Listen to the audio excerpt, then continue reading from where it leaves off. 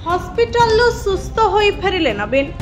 बुधवार संध्यारे तांको hospital discharge करा जायछे। तबे हॉस्पिटल फेरिबा परे नवीन एक वीडियो जारी करछन्ते, जेउथरे से कहिछन्ती मु बिल्कुल भल अछि। भल जत्न नेइथिबारु सम अल्टीमेट मेडिकेयर स्टाफ को धन्यवाद देइछन्ती नवीन। एहा सह नवीन राज्यवासी को मध्य धन्यवाद देइ कहिछन्ते मु असुस्थ थिबा बेले जो माने मो पई प्रार्थना करथिले तांको मध्य धन्यवाद। राज्यवासी को आशीर्वाद पई भल अछि। डिहाइड्रेशन हेतु रविवार संध्या 5:15 रे नवीन को सम अल्टीमेट मेडिकेयर रे भर्ती करा जायतिला। नवीन को असुस्थ खबर आसिबा परे दलीय नेता और कर्मी माने तांको सुस्थता कामना करथिले।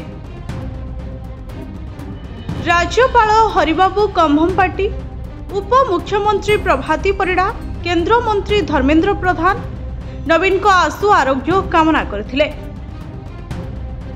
डिस्चार्ज पूर्व बुधवार नवीन पट्टनायक स्वास्थ्य विषय में पचारि बुझिथिले पीएम मोदी।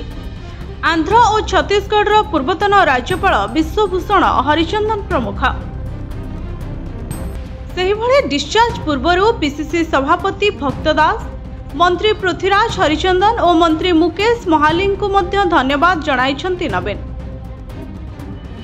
तांको असुस्थता खबर पाई स्वास्थ्यावस्था बुझवा पाई हॉस्पिटल को आसिथिबारु पीसीसी सभापति भक्तचरण दास, पूर्त और आईन मंत्री पृथ्वीराज हरिचंदन और स्वास्थ्य परिवार कल्याण मंत्री मुकेश महाली को संध्यारे निजे नवीन पट्टनायक फोन करे धन्यवाद जणाइछन्ते।